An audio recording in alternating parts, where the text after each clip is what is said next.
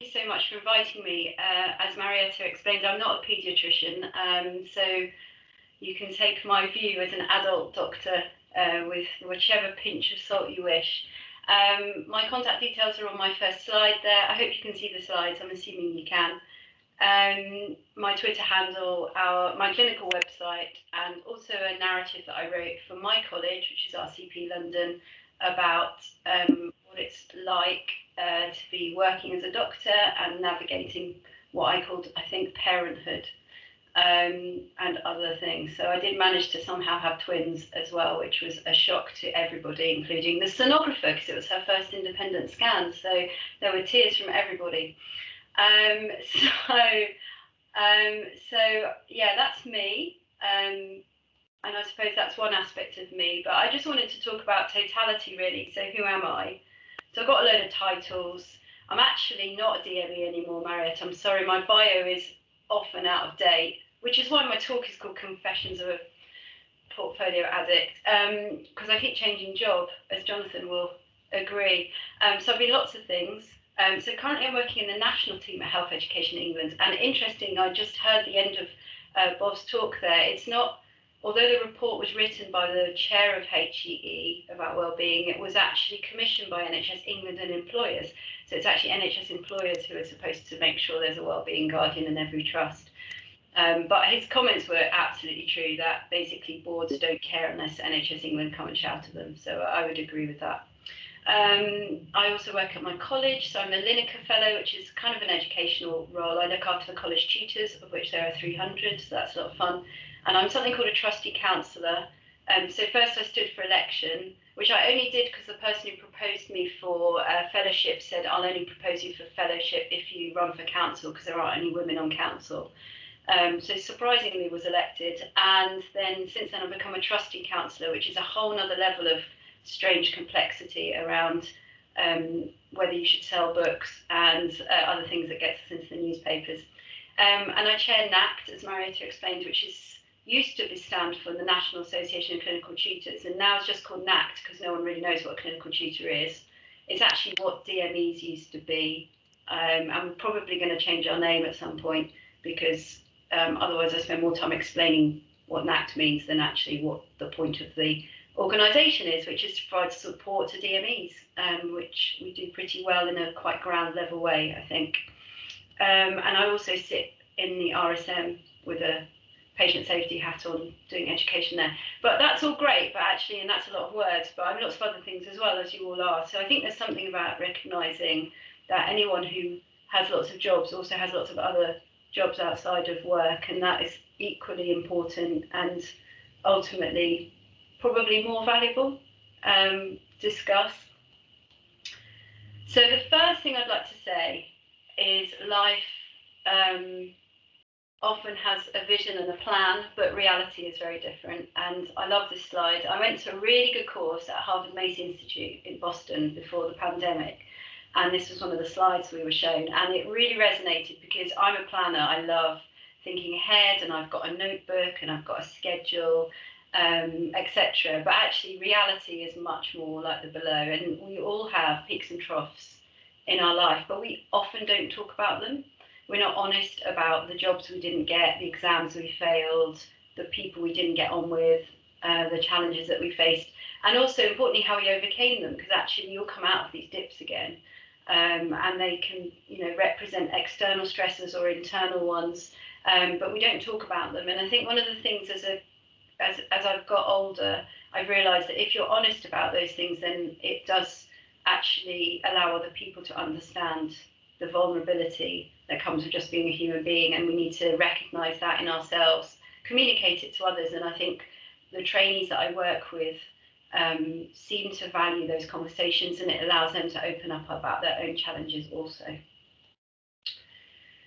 So I get asked how I do it all the time, whether it's the school mums or whether it's the work colleagues, or my mother. Even she doesn't quite know how I do it all. And people talk about work-life balance a lot, and I quite like this kind of reflection on what work-life balance might mean, because people think of it as a scale, don't they? Like there's work and there's life, but actually the reality is that it isn't like that. And cognitively, we're often thinking about personal and professional things at the same time. And so equally, I might be talking to you now and suddenly realise I've forgotten to pack the kids' PE kit. Or equally, I might be at home trying to read a book with one of my children, but I'm also thinking about a patient and a difficult consultation I did. And actually, that means that it's not really a balance. It's much more complex than that. But what is important to reflect upon is what you can control and what you can't. So they talk about actions and decisions. Those are active, under our control, and then there are obligations. And we always, all of us, doesn't matter what roles you have, we're always pitting those two things against each other. We have a lot of challenges in healthcare, and I just would like you, while you're listening to me ramble on about my life, think about your challenges. So you have challenges as a doctor, and you have challenges outside of work, and they are unique to you. They are all real, authentic, and valid. And to someone else, they might seem trivial or ridiculous. I love the discussions you often get into around imposter syndrome. And, I will say I get imposter syndrome. People say, well, that's ridiculous. You're so confident. And I'm like, that doesn't mean I don't get imposter syndrome. So your challenges are yours and they're real. So own them and think about them and recognize them when you're reflecting upon how things are going for you. This is in my reality. Again, every day something happens to me that makes me realise how real the patriarchy is. Things aren't fair. So I have twins. We talk about fairness a lot. Luckily, they're boy-girl twins, so there are many fundamentally anatomical things that aren't fair as well. But you can't say that life is fair. You can't say that things will always be equal. I find this quite interesting as an educator, actually, and when I represent educators at meetings and trainee reps come and they talk about fairness, and it's a really hard task to ensure any process in education, particularly postgraduate medical education, is fair. And I used to look after recruitment for all the physician specialties up until last year, and that was a real exercise in what does fairness mean. So I'm still not sure what fairness is, but I'm not sure it really exists in terms of being able to do everything that you want to. And also Michelle Obama's great, so please read her book if you haven't. This is another thing. So I used to be very quiet and not really talk a lot, and Jonathan will probably have fallen off his chair in shock to hear that, because this was probably up until my mid-20s. I didn't really talk to people. I was really, really shy, basically. But then I realised that I wasn't being authentic, because I'm not inherently shy. I became shy because my mother's shy, and she sort of gave me this fear of speaking in public or talking to people. And then once my inner unshy person came out, I became incredibly extrovert. So I'm now a bit too much for most people. So authenticity, it's really important to be yourself. It's kind of hard. So I think if you can understand yourself well and be authentic, people really are drawn to that. It's a very positive quality to be yourself and be honest. Because then you don't have to worry. It's much more relaxing, because you don't have to remember what you said to someone, because you're pretty sure you know what you would have said about something. It means you can be a bit more daring and bold, because you're confident that whatever it is probably right for you, and people trust you, because we're social animals, aren't we? And we understand when people are being inauthentic at a really fundamental level. So being yourself and all that is really important, and for me that became a massively useful and progressive developmental step. Gratitude. So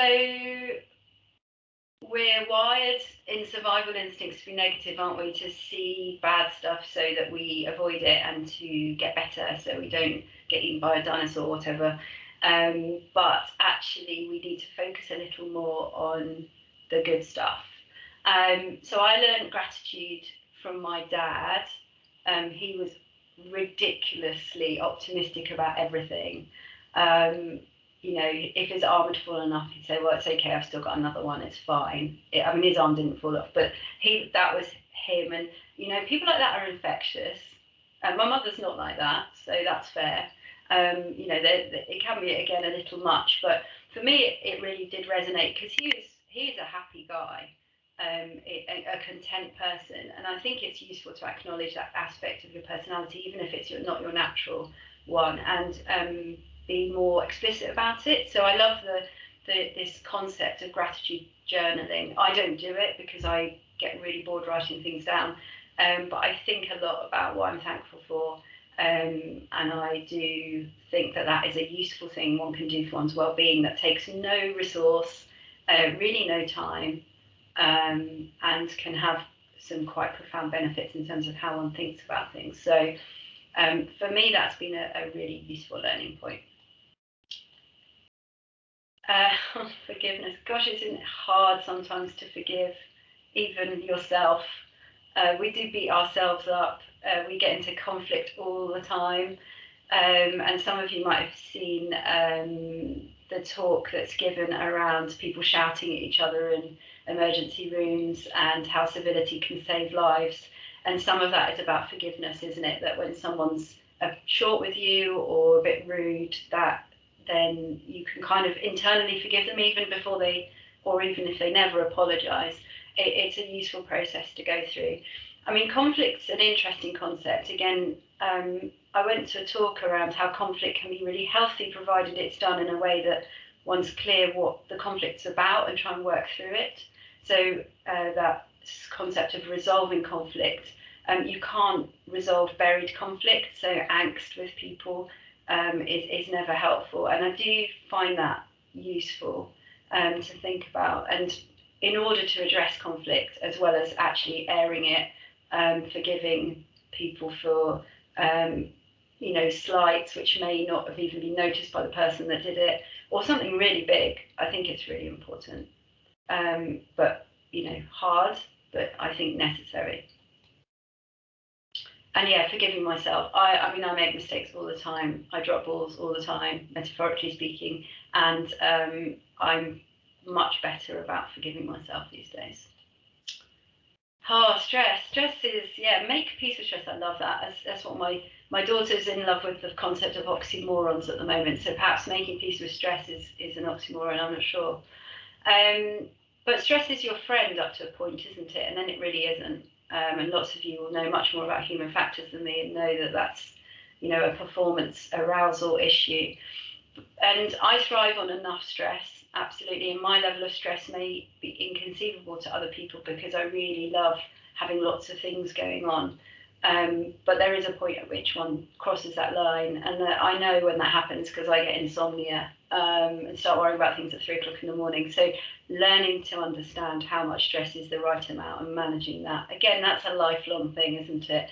But again, all these things that we think about, we should think about them for ourselves and then try and work out how to communicate these things to others so that when your trainees are talking to you about the fact that they're stressed, to not trivialise that or say, well, in my day it was 100 times worse, etc. All these wonderful things we've all heard, I'm sure. But think about how one can be a bit more proactive about managing what we would call stress. So one aspect in terms of solving stress is to think about your end goal. I really love the concept of grit. It's an interesting idea. I don't think it's for everyone because obviously it does rely on other things all being fine up to a point. But I would encourage you to either read or watch Angela Duckworth. So she wrote Grit. I listened to it on Audible and she reads it really nicely. I enjoyed it. But she's done some TED Talks and stuff as well. And she was one of the people that did a lot of research into grit. And she was a school teacher in primary school in America and kind of noticed that it wasn't necessarily the brightest kids that did the best in the end, but she saw this concept of perseverance in children. And I'm talking to a bunch of paediatricians, so you probably know much more about this than I do. But I do, the stuff she then went on to look at in adults was really interesting to me, that actually perseverance, because you have a long-term goal in sight, can be a really valuable driver and maintenance in times of trouble as well as times of plenty.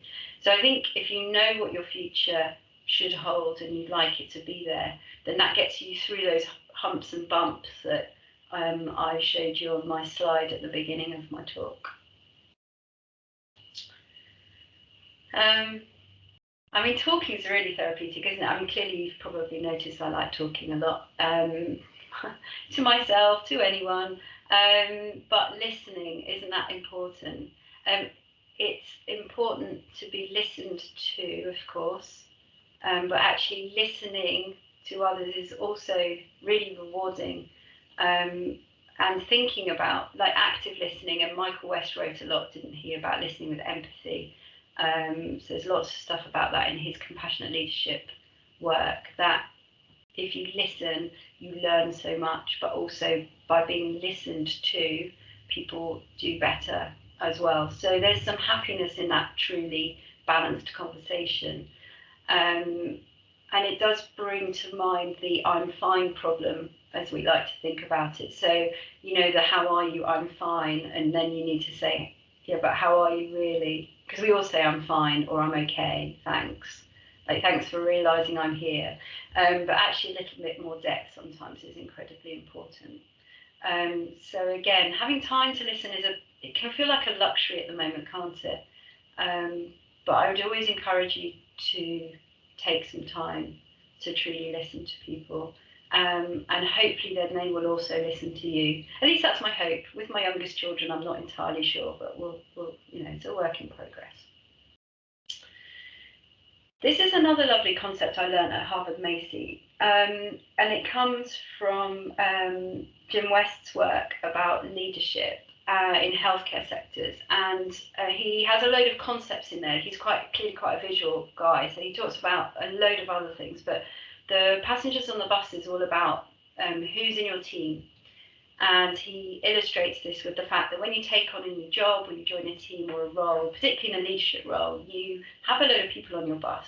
And some of them you're like, really, I'm so glad they're here. And others you're like, whoa, this could be difficult. Or actually, I really don't like you. What am I going to do about it?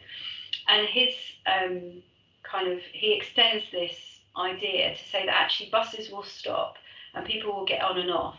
And actually, as a leader, you can't necessarily throw people off the bus, you know, unless they're very badly behaved. But what you can do is try and make sure you get the right people on at the stops.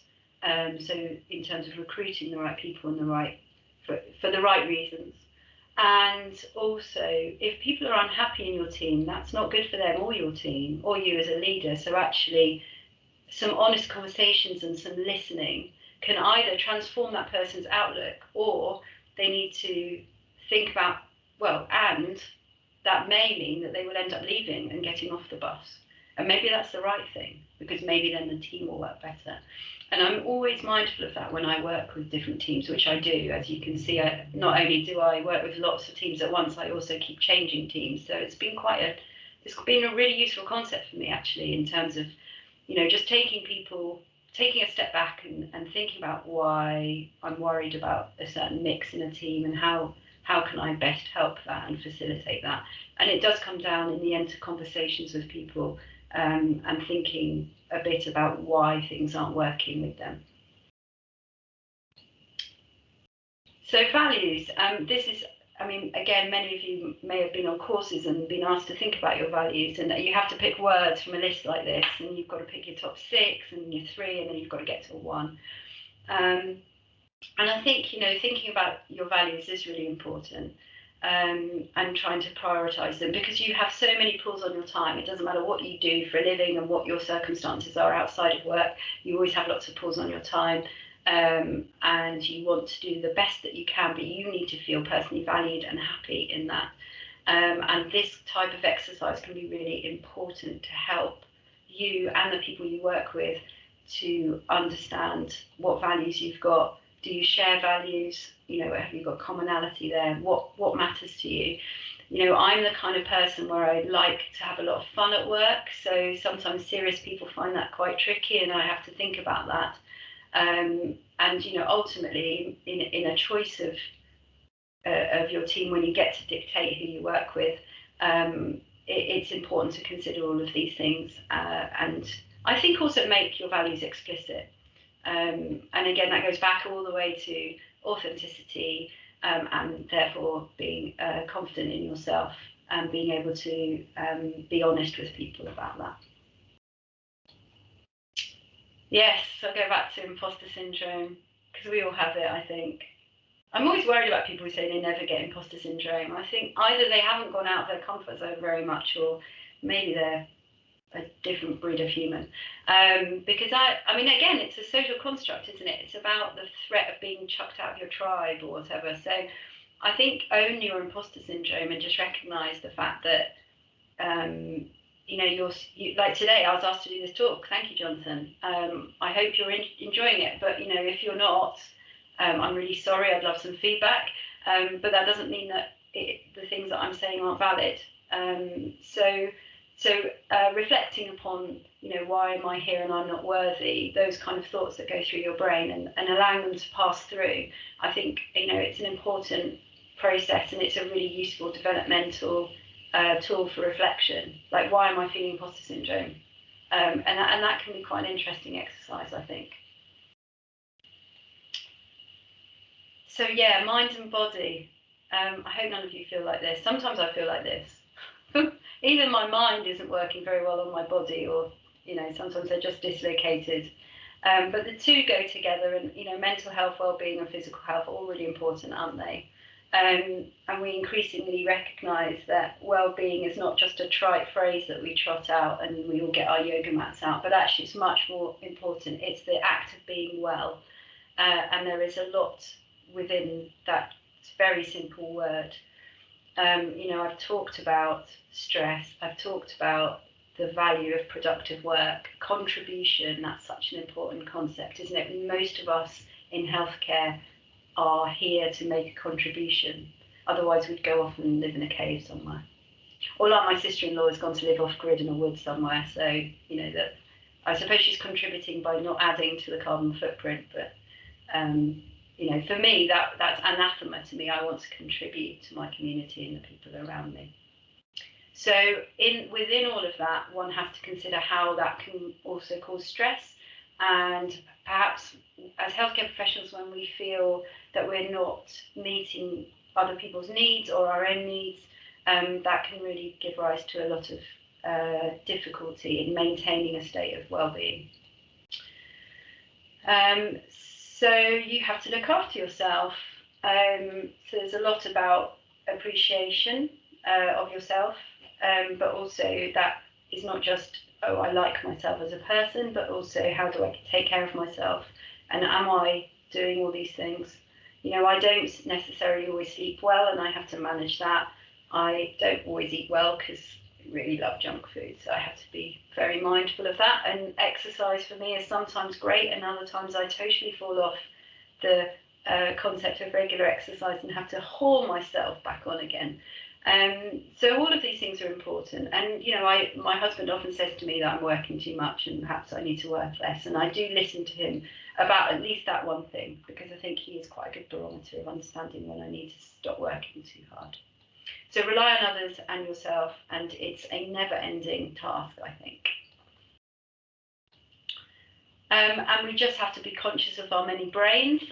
So again, many of you will understand about how we have an old primitive brain and a newer brain, and the two sit anatomically next to each other, but they're kind of working against each other a lot of the time. So we have a lot of conscious thoughts about how I will get up and go for a run this morning, and our old brain goes, yeah, but it's cold and it's winter, and why don't you just eat more, and you can go and hibernate. So the two often battle, and you know, lots of great books and podcasts and TED Talks about this stuff, which are all very interesting and useful to reflect upon. And then, you know, for me, the social brain. So why does it matter to me that people think I do a good job? Why do I want people to like me? That's all built in, isn't it? And one has to be aware of all those things. We know that we have to think about all these different systems. So we're trying to protect ourselves, which can mean we sometimes become very angry because our amygdala goes a bit crazy. There are things that make us competitive or focused. So we get our dopamine hit there.